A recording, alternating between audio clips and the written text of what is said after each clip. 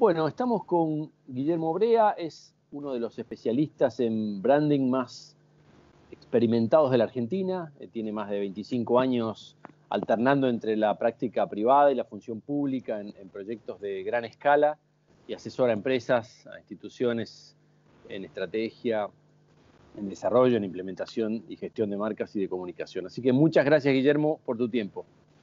Por favor, Juan, un gusto conversar contigo y un placer que estar en tu espacio. Bueno, muchas gracias. Bueno, vamos a empezar por algo novedoso que es tu libro, el Brand Book, Ideas sobre Marca y Diseño.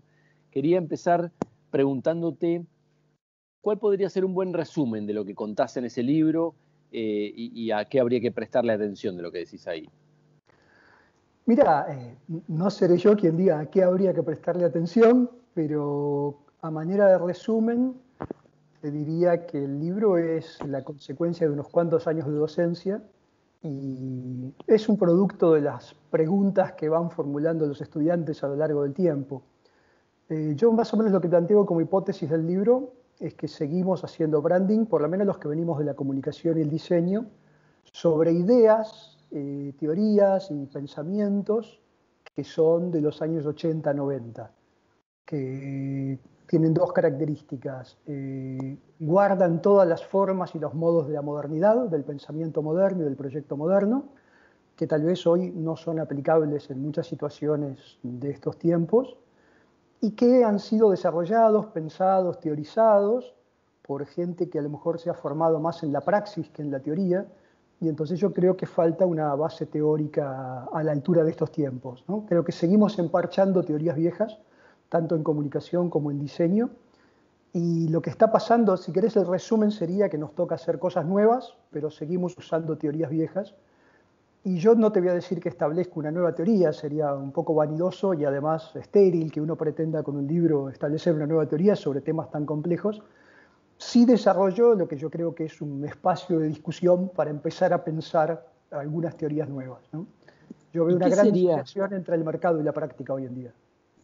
Qué interesante. ¿Y qué sería ese pensamiento moderno que va quedando caduco, o qué características del pensamiento moderno te parece que van quedando caducos para aplicarlo al branding moderno, al branding actual, no al moderno? Mira, te imaginás que tratar todo el tema de la modernidad, como vos bien sabés, sería largo y muy exhaustivo. Pero si querés, un rasgo que uno podría tomar es la cuestión del control, ¿sí? La modernidad fue la cuna de la ciencia moderna, especialmente de las ciencias naturales, donde todo se somete a control, ¿sí? Y las empresas siguen creyendo que controlan su propia marca.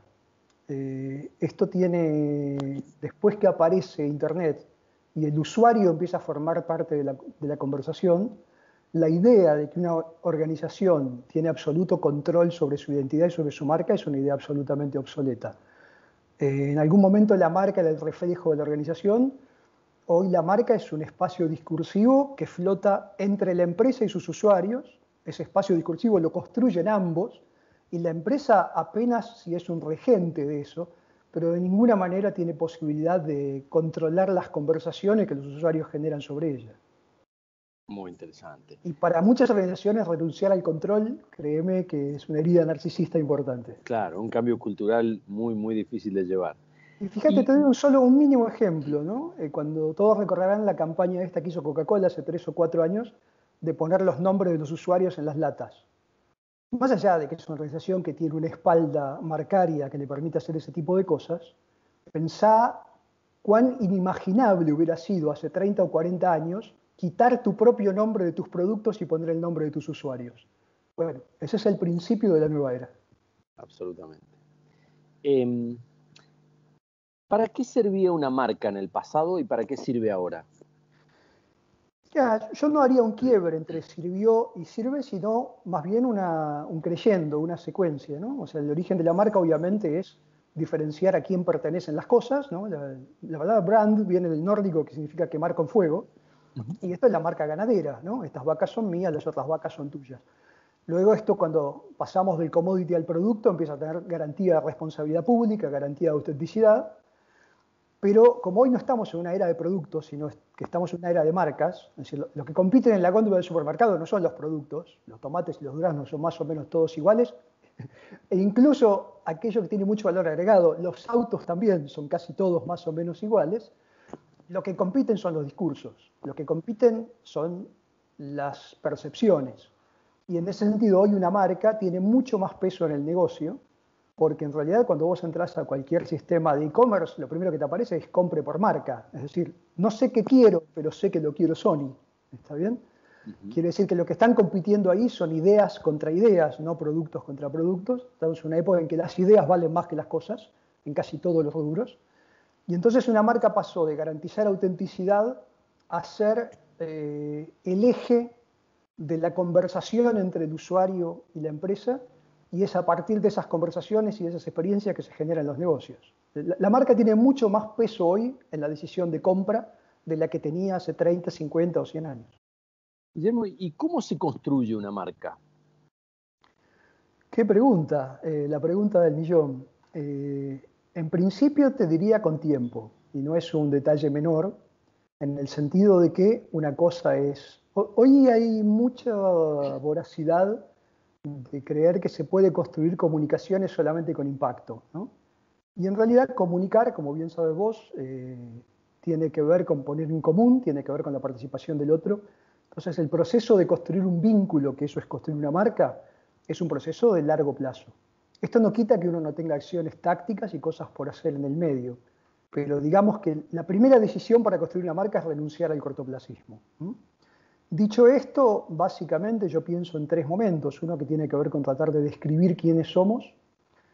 Un segundo momento estratégico que tiene que ver con describir dónde quisiéramos estar, ¿sí? Esto es lo que hay y qué es lo que creemos que debiera haber. Y un tercer momento que sí es, por supuesto, construir todo ese sistema, ese andamiaje de comunicaciones, mensajes, discursos. Y hoy te diría mucho más que mensajes y discursos, entornos y acciones, ¿no? Entornos físicos y digitales y básicamente acciones conductuales. Es decir, uno de los grandes rasgos de Internet, para bien y para mal, es que se terminaron los secretos. Es decir, la corporación del pasado era broadcasting, emitía y los demás solamente escuchaban. Hoy, cada vez que una corporación dice algo en las redes, hay 1 millón de personas opinando, desmintiendo o apoyando esa afirmación. Y entonces la marca está cada vez más expuesta. Marcar te expone cada vez más. Y la honestidad ya es un commodity, es un mínimo indispensable. Lo que se espera es una actitud, una espontaneidad, una veracidad de que esa corporación vive de acuerdo a los valores que predica. Y entonces ese nivel de exposición obliga a tener una actitud muy alerta, ¿no? Es decir, lo que produce la diferencia marcaria no es el mensaje del emisor, es la actitud del emisor. La actitud. Eso se vincula con una preocupación que hay en muchas empresas, que es, pareciera que los públicos esperan que las marcas o las empresas tengan una voz, tomen una posición sobre temas sociales, y a la vez es la preocupación de que eso puede implicar meterse en un debate político, en una especie de grieta de la que no puedan salir. Es así. ¿Cómo ves ese fenómeno? ¿Cuál es tu recomendación frente al tema? En principio es un fenómeno que yo veo como inevitable, es decir, las empresas están pasando de tener posicionamiento a tomar posición. Esto no, lo veo muy poco evitable por varias razones. Una es que en todo el mundo, bueno, la pandemia ha revalorizado el rol del Estado, por obvias razones, pero veníamos de lo que fue el estado de bienestar de posguerra en una situación donde el Estado va retrocediendo como predicador de valores y ese espacio lo va ganando las corporaciones. Claro, ganan ese espacio con mucho gusto, pero a lo que no están entrenadas es al nivel de exposición que tiene la política cuando uno gana ese espacio de ser el difusor de los valores. Me parece que no hay que caer en grietas, las grietas son un poquito ilusorias. Sí me parece que es importante que las corporaciones entiendan que lo que está cambiando es el modelo del capitalismo. Esto no tiene que ver estrictamente con la política partidaria.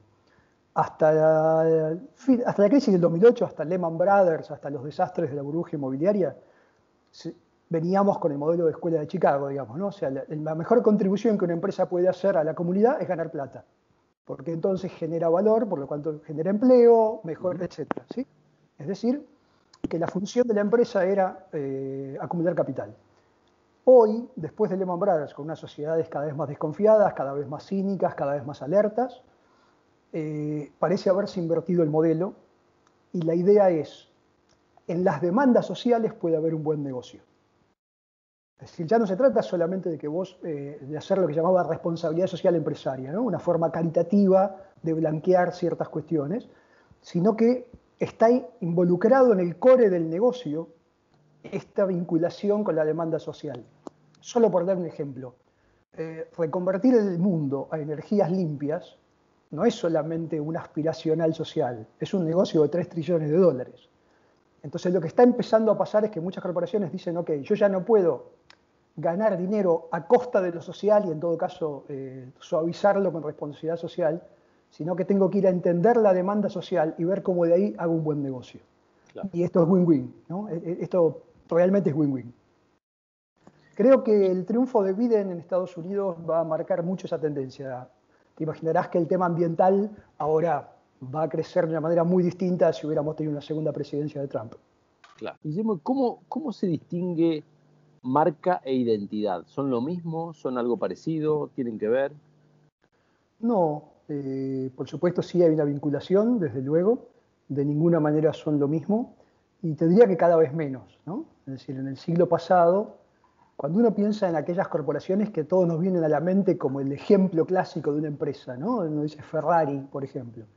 Un señor que le gustaban los autos, que fue piloto, después se dedicó a fabricar autos, quedó asociado con la marca de un país, Italia, y solo hizo autos hasta su muerte, ¿no? Y sabemos quién es el dueño, a qué país corresponde, qué tipo de producto hace. Esa era la marca del siglo XIX-XX. Es decir, hoy una marca es un señor con una laptop, con un grupo de inversores en algún lugar que no sabemos quiénes son ni a quién pertenece la empresa, que terceriza su producción en algún lugar de China, que a la vez fabrica para su principal competidor. Es decir, aquella idea tan identitaria de que la empresa era exactamente lo que sus dueños habían soñado, es una idea que se va diluyendo, ¿no?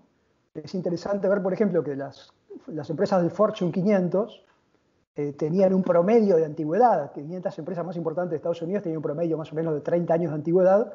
Se calcula que para el 2035 va a ser menor a 10 ese promedio. Claro, claro. Es decir, fíjate la volatilidad de las cosas, ¿no? Y entonces, bueno, todavía se habla, por ejemplo, de identidad institucional, ¿no? De cuando las empresas eran instituciones. Ya nadie tiene grabado el friso en mármol en la puerta de la empresa como las que nosotros, como nuestro Banco Nación, ¿no? Con esas puertas de bronce de 40 toneladas. Hoy un banco es una caja de cristal en un edificio alquilado que se muda en cualquier momento. Es decir, todo se ha vuelto más efímero y en ese sentido yo creo que sí, que uno incorpora la identidad de la organización y en particular su cultura. Lo más importante es el modo de hacer las cosas. Como las cosas son todas iguales ya, es decir, cualquier producto, la tecnología ya no diferencia porque cualquiera puede copiarla. Entonces la diferencia está en el modo de hacer las cosas y eso sí es parte de la identidad que uno incorpora al proceso marcario.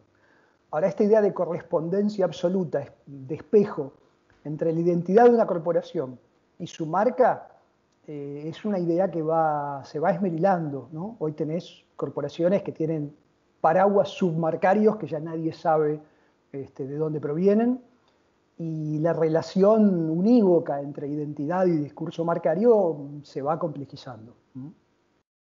Qué bueno. ¿Y qué son las marcas con propósito? Uy, qué linda pregunta. Mira, yo creo que es una de las palabras, viste que hay una especie de inflación de las palabras, ¿no? Sí. Que vos que sos comunicador, la inflación de las palabras produce deflación del sentido, ¿no? Claro. Es decir, si todos vendemos amor, ya el amor no significa nada, ¿no? Y entonces la Coca-Cola es amor, la Pepsi es amor, la Sprite es amor y la Manaus es amor, y hay tanto amor que ya no sabemos de qué se trata. Sí. El propósito le va a pasar algo parecido. Es decir, sí es un concepto interesante, pero me veo venir que en los próximos años va a haber propósito hasta debajo de la alfombra. Básicamente tiene que ver con esto que comentábamos en la pregunta anterior, de cómo se dio vuelta el tablero del capitalismo, ¿sí? Antes, tu único propósito era ganar dinero y eso estaba bien, estaba socialmente legitimado porque generaba valor para la comunidad y sobre todo hacía crecer la economía. Hoy esta idea de que el crecimiento de la economía per se sea un valor está en discusión, porque hay mercados donde la economía crece violentamente y esto no garantiza que espacio social mejore, sino más bien todo lo contrario. Y entonces las empresas, en esta búsqueda de ir a buscar el negocio en la demanda social, necesitan primero determinar, los americanos le llaman a esto what we stand for, ¿no? ¿Por qué nos paramos? ¿Dónde nos paramos? ¿Por qué estamos aquí? El propósito sería básicamente ¿para qué existimos además de ganar plata? ¿Sí? Esa sería la respuesta más sencilla. Claro.